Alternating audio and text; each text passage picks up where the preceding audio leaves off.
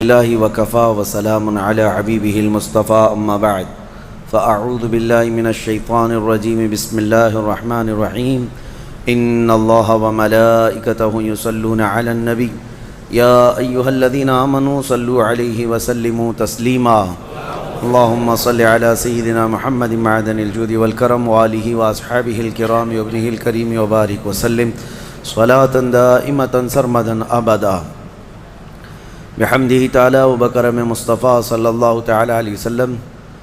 آج کی اس شب میں قرآن عظیم کے 16 پارے مکمل ہو چکے ہیں، جس میں سورہ مریم اور سورہ طٰہٰ کی تلاوت مکمل ہوئی ہے، اور سورہ کہف کا بقیہ حصہ جو کل باقی رہ گیا تھا۔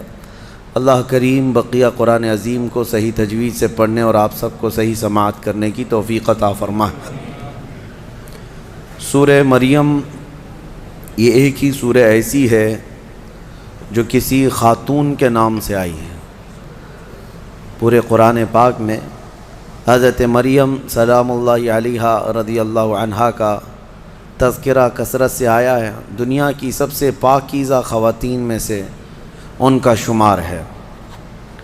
حضرت بی بی مریم کی ولادت کا واقعہ میں تیسرے پارے کی تفسیر میں سورہ آل عمران میں عرض کیا تھا کہ ان کے ماں باپ نے منت کی تھی، ان کے حضرت بی بی مریم کی ماں حنہ اور ان کے والد عمران، انہوں نے منت کی تھی کہ اگر بیٹا ہوگا تو بیت المقدس میں وقف کریں گے۔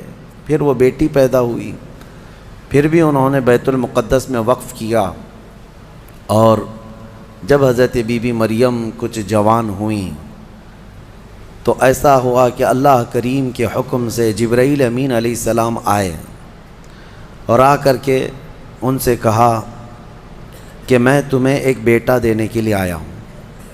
تو حضرت بی بی مریم گھبرائیں، کہا انی اعوذ بالرحمن منک ان کنت تقیا، اگر تو نیک آدمی ہے تو دور ہو جا، میں اللہ کی پناہ مانگتی ہوں تجھ سے، مجھے آج تک کوئی مرد نے چھوا تک نہیں ہے۔ تو پھر حضرت جبرائیل نے کہا انما انا رسول ربک لاہب لک غلاما زکیا، میں تو تیرے رب کا فرشتہ ہوں، تیرے رب کا قاصد ہوں، بھیجا ہوا ہوں، اور تجھے ایک بیٹا دینے کے لیے آیا ہوں۔ بی بی مریم نے پوچھا، قالت انا یکون لی غلام ولم یمسسنی بشر ولم اک بغیا، مجھے بیٹا کیسے ہو سکتا ہے، مجھے آج تک کسی مرد نے چھوا نہیں اور نہ ہی میں بدکار عورت ہوں، مجھے کیسے بیٹا ہوگا؟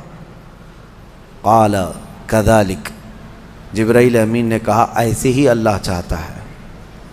هو علی ہین، قال ربک هو علی ہین وقد خلقتک من قبل ولم تک هو علی ہین ولنجعلہ آیۃ للناس، تیرا رب یہ فرما رہا ہے کہ یہ کام اس کے لیے بڑا آسان ہے، رب تعالیٰ کے لیے بڑا آسان ہے، اور تجھے بغیر کسی شوہر کے ٹچ کیے چھوئے ایک بیٹا دے گا اللہ تعالیٰ، تاکہ اس بیٹے کو اللہ اپنی نشانی بنا دے اور اپنی طرف سے اس کو رحمت بنائے، اور اللہ کا یہ فیصلہ ہے۔ یہ بات چیت ہو رہی کس کے درمیان؟ حضرت بی بی مریم اور حضرت جبرائیل علیہ السلام۔ جبرائیل علیہ السلام اللہ کے فرشتے ہیں، فرشتوں کے اندر یہ بات پہلے سے آپ کو یاد رہے، نہ وہ فرشتے مرد ہیں نہ عورت ہیں، نہ ان کے اندر انسانی فطرت کے تقاضے جو ہوتے ہیں، شہوتیں، وہ بالکل نہیں ہوتی۔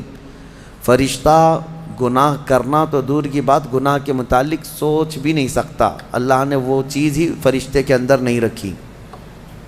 فرشتوں کے اندر شہوت کا مادہ ہے ہی نہیں، خواہشات نفسانیہ بالکل نہیں، نفس ان کے اندر نہیں ہے۔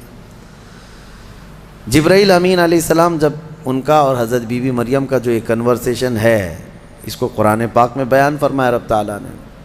اب اس کے بعد اچانک ہوا یہ فَحَمَلَتْهُ فَانْتَبَذَتْ بِهِ مَكَانًا قَصِيًّا، اچانک بی بی مریم حضرت جبرائیل امین کے پھونک مارنے سے حاملہ ہو گئی۔ صرف انہوں نے پھونک مارا، کون؟ جبرائیل امین علیہ السلام، پھونک مارا تو حضرت بی بی مریم کیا ہوئیں؟ حاملہ ہو گئی، اور جیسی وہ حاملہ ہوئیں تو ان کو خوف ہوا کہ اب قوم کیا کہے گی، تو وہ ایک آبادی سے بہت دور چلی گئیں، جہاں کوئی نہ دیکھتا ہو، اور وہ ایک گھنی باغیچے کے جو کھجوروں کے درخت وہاں پر تھے، اس باغیچے میں چلی گئیں۔ یہ ایسا نہیں ہے کہ یہ حمل 9 مہینے کا تھا، بلکہ یوں حمل ہوا اور پھر بچے کی ولادت بھی، زیادہ دن تک کا یہ حمل نہیں تھا۔ بہرحال جب حضرت بی بی مریم بچے کی ولادت کے آثار نظر آنے لگ گئے، قریب ایک باغیچے میں گئیں۔ وہاں کا تذکرہ بھی رب تعالیٰ فرماتا ہے فَأَجَاءَهَا الْمَخَاضُ إِلَى جِذْعِ النَّخْلَةِ، ایک کھجور کے درخت کی جڑ کو پکڑ کر کے وہ بیٹھی رہیں، اور پھر اس کے نیچے سے وہاں سے آواز دینے لگی اپنے رب کو کہ مولا میری حفاظت فرما۔ اور درد ایسا ہوتا ہے ولادت کے وقت کا، اس وقت کے الفاظ حضرت بی بی مریم کے قرآن فرما رہا ہے، وہ کہہ رہی تھی کنت نسیا منسیا، یہ درد سے پہلے میں مر گئی ہوتی، بھلا دی گئی ہوتی، کاش میں ان تمام چیزوں میں نہ ہوتی۔ عورت جو ہے اس درد کے وقت بہت ہی زیادہ فرسٹریٹ ہوتی ہے، بہت تکلیف دہ ہوتی ہے، تکلیف زدہ ہوتی ہے، اس قدر کہ موت کے وقت ہونے والی تکلیف سے تھوڑی سی کم تکلیف بچے کی ولادت کے وقت ہوتی ہے۔ ایک عورت کو یہ آسان چیز نہیں ہے، اس کی تقریباً 40 کے قریب ہڈیوں سے تو روح نکل چکی ہوتی ہے عورت کے جسم سے جب بچے کی ولادت کا وقت قریب آتا ہے، اور وہ موت کے منہ میں جا کر کے واپس آنا یہ معمولی بات نہیں۔ اسی لیے اللہ تعالیٰ نے قرآن میں اس کا ذکر فرمایا، وہ حمل یعنی عورت جو ہے حملہ وفصالہ 30 شہر، یہ آیت ہے، اس میں اللہ تعالیٰ فرماتا ہے ووضعتہ کرہا، جب وہ بچے کو جنم دیتی ہے تو بڑی تکلیف کے ساتھ دیتی ہے۔ حضرت بی بی مریم کا بھی جب وہ وقت آیا تو وہ درخت کی جڑ کو پکڑ کر کے آواز دینے لگیں کاش میں اس درد سے پہلے ختم ہو چکی ہوتی، بھلا دی گئی ہوتی۔ تو رب تعالیٰ کی طرف سے آواز آئی اللہ تحزنی وقد جعل ربکی سریا، گھبرا مت اے مریم، تیرا رب تیرے لیے آسانیاں پیدا فرمائے گا، آسانیاں پیدا فرمائے گا۔ اس درخت کو ہلاؤ، پکی کھجوریں گریں گی تم پر۔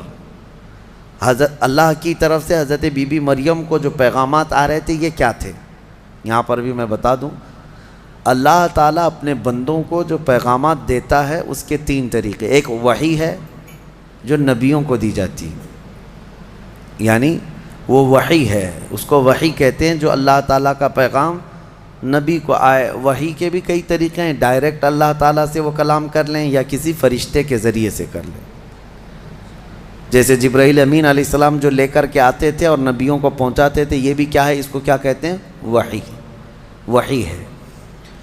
اور اللہ کے ولیوں کو جو پیغامات اللہ کی طرف سے ملتے ہیں، اس میں فرشتہ تو نہیں آتا، لیکن اللہ تعالیٰ ان کو کچھ باتوں کی ہدایت دل میں ڈالتا ہے یا ان کے ذہن میں، دماغ میں وہ چیزیں اچانک اترتی ہیں، اس کو کہتے ہیں الہام۔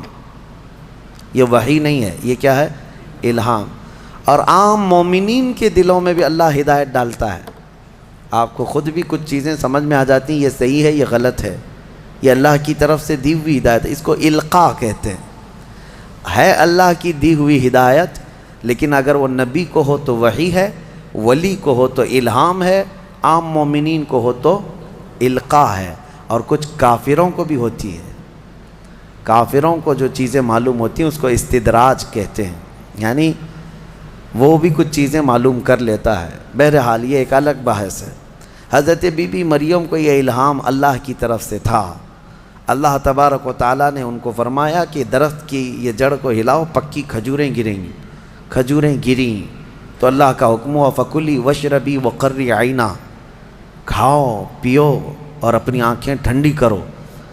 درد زہ اس کو کہتے ہیں، بچے کی ولادت کے وقت ہونے والا درد۔ قرآن کے اعتبار سے اس درد کے وقت عورت کو کھجور کھانا چاہیے، کھجور سے افاقہ ہوگا، کیونکہ قرآن میں اللہ نے بی بی مریم کو یہ عطا فرمایا۔ وہ کھجوریں کھائیں اور اس کے بعد اب جو حکم تھا اللہ کا وہ کیا تھا، فَإِمَّا تَرَيِنَّ مِنَ الْبَشَرِ أَحَدًا فقولی انی نذرت للرحمن صوما، اگر کوئی آدمی تجھے نظر آ گیا بچہ ہونے کے بعد، بچے کو دیکھ کر کے کوئی بھی اگر تم کو نظر آیا تو بات مت کرنا کسی سے۔ اس وقت چپ کا روزہ ہوتا تھا، یعنی خاموشی کا روزہ، ہماری شریعت میں نہیں ہے لیکن پہلے کی شریعت میں چپ رہنے کا روزہ بھی ہوتا تھا، یعنی وہ جو ٹائم ہے اتنے ٹائم تک کسی سے بات نہیں کریں، یہ ہونا چاہیے، لیکن ہماری شریعت میں نہیں ہے۔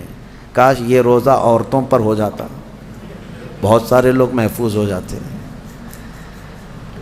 خیر، حضرت بی بی مریم کو کہا گیا کہ چپ کا روزہ رکھنا، اور کوئی بھی اگر بات کرے تو اشارہ کرنا اپنے بیٹے کی طرف کہ اس سے بات کرو، میں آج چپ کا روزہ ہوں، یعنی وہ اشارہ لوگ سمجھ جاتے تھے کہ روزہ ہے۔ تو حضرت بی بی مریم وہاں جب پہنچی تو درد ذہ کے بعد حضرت عیسیٰ علیہ السلام پیدا ہو گئے۔ وہ ایک پتھر پر جلوہ بار ہوئے، اور جیسے ہی پیدا ہوئے حضرت عیسیٰ علیہ السلام وہ پاک صاف تھے، کوئی دایا نہیں، کوئی نرس نہیں، کوئی نرسنگ ہوم نہیں، یہ اللہ تعالیٰ کی قدرت تھی۔ ایک صحیح سلامت بیٹا، اور وہ بھی اللہ کی نشانی بنانی تھی بغیر باپ کے۔ حضرت عیسیٰ علیہ السلام پیدا ہوئے اور حضرت بی بی مریم اپنے بیٹے کو اٹھائیں اور لے کر کے چل پڑیں ایک ہی دن میں، جس کو کہتے ہیں زچہ عورت، یعنی جس کا بچہ ہوا ہوتا ہے وہ عورت کمزور ہو جاتی ہے، لیکن حضرت بی بی مریم اپنے بیٹے کو اٹھائیں اور چل پڑیں۔ جیسے ہی وہ بستی کی طرف آنے لگی، ان کی گود میں بچہ تھا، لوگوں کی نظر پڑ گئی، کوئی ادھر ادھر چیمی گوئیاں شروع ہو گئیں، باتیں کانا پوسی، لوگ جمع ہوئے اور پوچھنے لگے، یا اخت ہارون ما کان ابوک امرأ سوء وما کانت امک بغیہ، اے مریم تو تو بڑی پاک خاتون ہے، اخت ہارون کہا جاتا تھا پاک عورت کو، تو بالکل ہارون کی بہن کی طرح ہے، تو نے یہ کیسے کر لیا؟ نہ تیرا باپ بدماش تھا، نہ تیری ماں بری تھی، یہ کہاں سے آ گیا تیرے اندر بچہ؟ فاشارت الیہ، بی بی مریم نے اپنے بیٹے کی طرف اشارہ کیا، اس سے بات کرو، میں آج چپ کا روزہ ہوں۔ لوگوں نے کہا، قالوا کیف نکلم من کان فی المہد صبیا، ہم اس سے کیسے بات کریں جو گود میں بیٹھا ہوا ہے؟ گود کے بچے سے بات کریں گے؟ تو اشارہ اس طرف کر رہی ہے۔ تو لوگ ابھی یہ بات چیت کر ہی رہے تھے، گود میں سے ہی حضرت عیسیٰ علیہ السلام بول پڑے، قال انی عبد اللہ آتانی الکتاب وجعلنی نبیا وجعلنی مبارکا اینما کنت واوصانی بالصلاة والزکاة ما دمت حیا وبرا بوالدتی ولم یجعلنی جبارا شقیا والسلام علی یوم ولدت ویوم اموت ویوم ابعث حیا۔ یہاں تک کا کلمہ عیسیٰ علیہ السلام نے گود میں ہی کیا۔ کیا کہتے ہیں؟ اے لوگوں، میں اللہ کا بندہ ہوں، انی عبداللہ، میں اللہ کا بندہ ہوں، اور اس نے مجھے نبی بنا کر بھیجا ہے۔ حضرت عیسیٰ علیہ السلام کو گود میں ہی نبوت ملی ہے، گود میں نبوت ملی ہے، اس نے مجھے نبی بنا کر بھیجا ہے۔ صرف نبی نہیں، وجعلنی مبارکہ، اور مجھے برکت والا بنا کر بھیجا ہے۔ اور پھر مجھے اللہ نے یہ حکم دیا ہے میں جہاں کہیں پر بھی رہوں نماز قائم کروں، زکوٰۃ دیتا رہوں، جب تک میں زندہ رہوں نماز قائم کرتا رہوں اور زکوٰۃ دیتا رہوں، ان کی امت کی اور ان کی شریعت کی جو نماز رہی۔ اور پھر اللہ نے مجھے حکم دیا ہے کہ میں میری ماں کا فرما بردار رہوں اور اس کا نافرمان نہ رہوں۔ اور پھر آخری والا جملہ تو بہت امپورٹنٹ ہے ہم سنیوں کے لیے، جو عیسیٰ علیہ السلام نے کیا۔ عیسیٰ علیہ السلام کی ولادت کا دن، جیسے کہ آج پوری دنیا میں کرسچن بھی مناتے ہیں 25 دسمبر کو، کرسمس جو مناتے ہیں، الگ الگ روایتیں، واللہ عالم جو بھی ان کی پیدائش کا دن رہا، لیکن عیسیٰ علیہ السلام کا یہ جملہ بڑا امپورٹنٹ ہے۔ آخر میں اپنی گود میں انہوں نے کیا کہا؟ والسلام علی یوم ولدت ویوم اموت ویوم ابعث حیا، کہتے ہیں مجھ پر اللہ کی سلامتی ہو جس دن میں پیدا ہوا، جس دن میں پیدا ہوا، اور جس دن میں انتقال کروں گا، اور جس دن میں اٹھایا جاؤں گا، وہ سب ان سب دنوں پر اللہ کی سلامتی ہو۔ عیسیٰ علیہ السلام جس دن پیدا ہوئے وہ سلامتی والا دن ہے، تو 12 ربیع الاول کیوں نہ سلامتی والا دن؟ میرے آقا صلی اللہ علیہ وسلم جس دن پیدا ہوئے کیا وہ سلامتی والا دن نہیں ہے؟ اور ایک نبی خود اپنی ولادت کے دن سلام بھیج رہے ہیں، اور یہاں کروڑوں امتی اپنے نبی کے پیدائش کے دن سلامتی بھیجیں، تو یقیناً یہ قرآن کے حکم کے مطابق ہے۔ بہرحال یہاں تک بات ہوئی، اب چپ ہو جانا چاہیے۔ بچے کی زبان سے جب یہ باتیں سن لی، یہ معجزہ نہیں تو اور کیا ہے؟ اس کے بعد عیسیٰ علیہ السلام ایسا نہیں کہ گود میں ہی بولتے تھے، بس اتنا بولے اور خاموش ہو گئے۔ پھر جب بولنے کی عمر آئی بچوں کی، تب آپ پھر بولنے لگے۔ اب عیسیٰ علیہ السلام کے متعلق اب سنیے، جب آپ پھر جوان ہوئے اور عجیب و غریب باتیں، ظاہر سی بات ہے اللہ کے نبی ہر زمانے میں پاک لوگ ہوا کرتے ہیں، پاکیزہ لوگ، ان کی زبان میں اثر الگ۔ پھر اللہ تبارک و تعالیٰ نے آپ کو جب نبوت گود میں عطا کی تھی تو جوان ہوتے ہی آپ نے تبلیغ اپنے دین کی شروع فرمائی، لوگوں کو ایمان کی طرف بلائے، ایک خدا کی عبادت کی طرف، آخرت کی طرف لوگ آتے رہے اور آپ کی طرف متوجہ ہوتے رہے۔ یہ زمانہ یہودیوں کا ہے، بڑے ڈینجر لوگ ہیں ہر زمانے میں، یہ یہودی بڑے ڈینجر ہیں۔ یہ ظالم جو ہے معمولی نہیں ہے۔ کیوں ان کے اوپر اللہ نے قرآن میں لعنت فرمائی ہے؟ یوں ہی نہیں، یہ ان یہودیوں نے تقریباً 10,000 نبیوں کا قتل کیا ہے۔ ہاں، جیوز لوگوں کو آج برا لگتا ہے میری تقریروں کو کوٹ کر کے بہت سارے جگہ، اس وجہ سے تو میری تقریریں لے کر اسرائیل والے بیٹھے ہیں، مجھے ویزا نہیں دیتے، مجھے اس سے فرق نہیں پڑتا۔ ہمارے لیے جو اصلی ویزا ہے وہ مدینہ طیبہ کا ہے، جب تک وہ دروازہ کھلا ہے ہماری روح جسم میں باقی ہے۔ اور میرے آقا صلی اللہ تعالیٰ علیہ وسلم کے عنایت سے، ان کے کرم سے ہمیں اتنا یقین ہے کہ اگر جانے کی طاقت استطاعت کہیں کی بھی نہ ہو، اتنا یقین ضرور ہے میرے اعمال کا بدلہ تو جہنم ہی تھا، میں تو جاتا میرے سرکار نے جانے نہ دیا۔ جب وہ جائیں گے اپنے غلاموں کو ساتھ لے کر جنت میں جائیں گے انشاءاللہ۔ یہودیوں نے اس وقت بھی نبیوں کی دشمنی کی تھی، اب عیسیٰ علیہ السلام کے دشمن ہو گئے۔ ان کو یہ تھا کہ ان کی طبیعت کے خلاف جب بھی کوئی بات کرے تو اس کے دشمن ہو جاتے تھے۔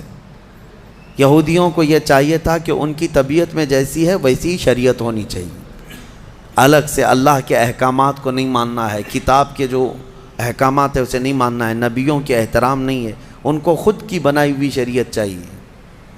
بڑے امیر لوگ کچھ غلطی کریں تو انہیں معاف کرنا چاہیے، غریب لوگ کریں تو انہیں خوب مارنا چاہیے، یہ یہودیوں کی طبیعت تھی، یہودی یہ چاہتے تھے۔ عیسیٰ علیہ السلام جب جوان ہوئے تو آپ کی طرف لوگ ایمان والے بڑھنے لگ گئے، ان کو حواریین کہا جاتا ہے، جیسے میرے آقا کے ساتھیوں کو کیا کہتا ہے؟ صحابہ اکرام، صحابہ، اور حضرت عیسیٰ علیہ السلام کے جو ساتھی صحابی تھے ان کو حواری کہا جاتا ہے۔ یہ عیسیٰ علیہ السلام کے حواری، وہ بڑے مخلص لوگ آپ کے ساتھ تھے۔ 12 لوگوں کا تو ذکر آیا ہے اور 4 مشہور شاگرد ہیں، انہی 4 لوگوں نے حضرت عیسیٰ علیہ السلام کی پوری انجیل کو ترتیب دیا۔ یوحنا، لوقا، متی، مرقس، یہ 4، انہی کے 4 ناموں سے آج انجیل بھی، بائبل بھی ہے۔ تو بائبل یوحنا کو آج جان کہا جاتا ہے، یوحنا کو یہ بدل کر کے جان کہتے ہیں۔ متی جو ہے ان کو میتھیو کہتے ہیں، اور مرقس کو غالباً کچھ اور نام، مرکری و کچھ نام دیتے ہیں۔ اور یہ تمام جو عربی نام تھے یا عبرانی نام تھے اس زمانے کے، یہ عیسیٰ علیہ السلام کے 4 مشہور شاگرد ہوئے۔ اب عیسیٰ علیہ السلام کے معجزے میں آپ کو بتاؤں، اللہ تعالیٰ نے 3 معجزے آپ کو دیے تھے عیسیٰ علیہ السلام کے، 3 معجزے مشہور ہیں۔ پہلا معجزہ یہ ہے کہ وہ نابینا آدمی جو مادر ذات پیدائشی اندھا ہے، اس کی آنکھوں پر ہاتھ رکھتے تو اس کو آنکھیں آ جاتی، اور جو کوڑ کی بیماری میں مبتلا ہے، سفید داغ کی بیماری یا کوڑ کی بیماری میں مبتلا ہے، عیسیٰ علیہ السلام اس کے جسم پر ہاتھ پھیرتے تو وہ کوڑ کی بیماری ختم ہو جاتی۔ سفید داغ آج بھی لا علاج بیماری ہے، کوڑ کی بیماری لا علاج ہے، جیسے کہ مشہور ہے۔ اور تیسری چیز یہ ہے کہ مٹی کے پرندے ہوں، انہیں پھونک مارتے تو وہ زندہ ہو کر اڑ جاتے تھے. ہاں، مٹی کے پرندے اس وقت